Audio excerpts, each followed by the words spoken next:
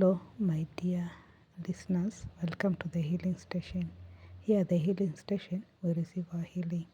We receive our healing for diseases. We receive our healing. We receive our healing for diseases. Then we experience the best of health, physical health. We receive our healing for emotional problems, for financial problems, for mental problems, and for psychological problems.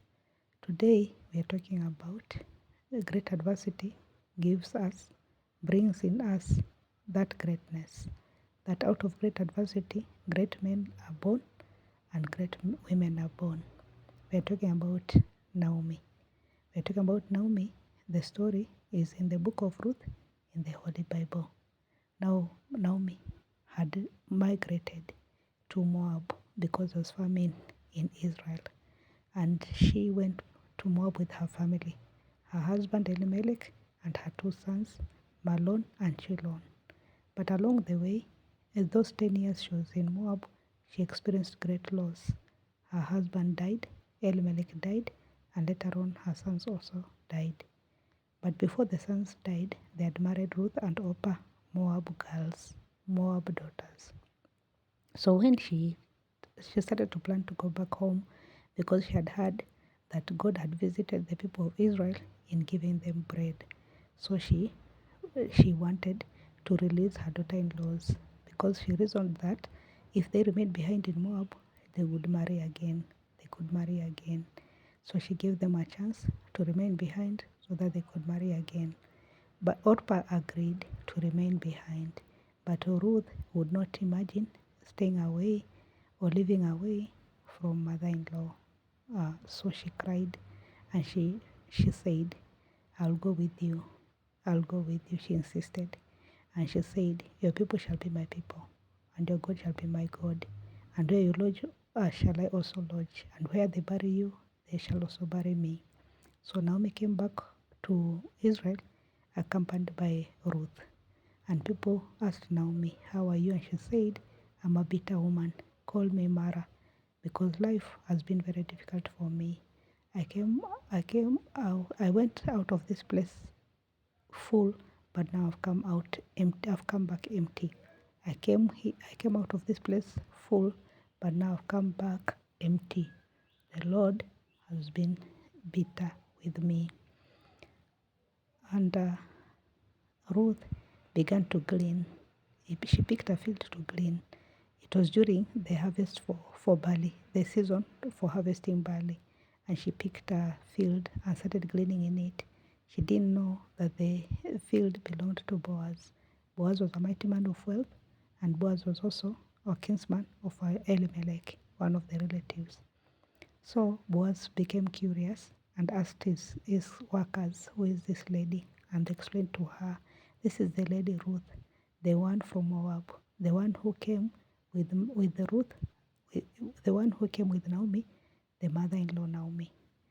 And so Boaz was impressed because he had heard the story how this lady had accompanied Naomi, abandoning her family, abandoning her country, abandoning her culture, abandoning her traditions to come to a strange land. So Boaz was impressed. So he insisted to his workers that they should leave her alone, that they should not touch her. Along the way, she Ruth got a chance to speak with the Boaz. They had a conversation, and they also even had lunch together. So when mother-in-law heard from Ruth that she had had a big breakthrough with the cleaning thing, that she had found favor with Boaz, mother-in-law said, we have a culture in we have our custom that you just go and lie at his feet. He's a near kinsman. Go and lie at his feet. So that's what Ruth did. She went and lay at his feet. While Boaz was sleeping in the field, she lay at his feet. When Boaz got up in the middle of the night, he was startled to find a woman lying at his feet. But then he found out that it was Ruth. And he told Ruth, tomorrow, get up earlier than everybody else and leave before anyone sees you. This is for the sake of your reputation. And then he gave her barley so that you should not go back home empty-handed, so that you should not go back to Naomi empty-handed. So in the morning, Ruth woke up early. While she woke up early and went back to mother-in-law, Boaz went to the city, to the gates of the city, and sat with the men at the gates of the city. And there he used the culture and the customs of the people to redeem the lands that belonged to Elimelech and to his sons, and at the same time also to redeem Ruth. So this was done, and everybody now knew that Ruth was now Boaz's wife, and that Boaz had also redeemed the lands that had belonged to Elimelech and his sons. So God blessed the marriage, and Ruth got this baby that they called Obed. And Obed became the father of Jesse, and Jesse became the father of King David, the second king of Israel. And Ruth, everybody complimented Ruth, telling Naomi, Ruth is to you more than 7 sons. And Naomi was comforted. Naomi nursed Obed herself, and she was comforted. And they said that God has been good to you, because Ruth is to you more than 7 sons. We're talking about great adversity. That great adversity brings about great men and great women. And for Naomi, she had suffered loss. Her husband had died, her sons had died, but now God gave her restoration.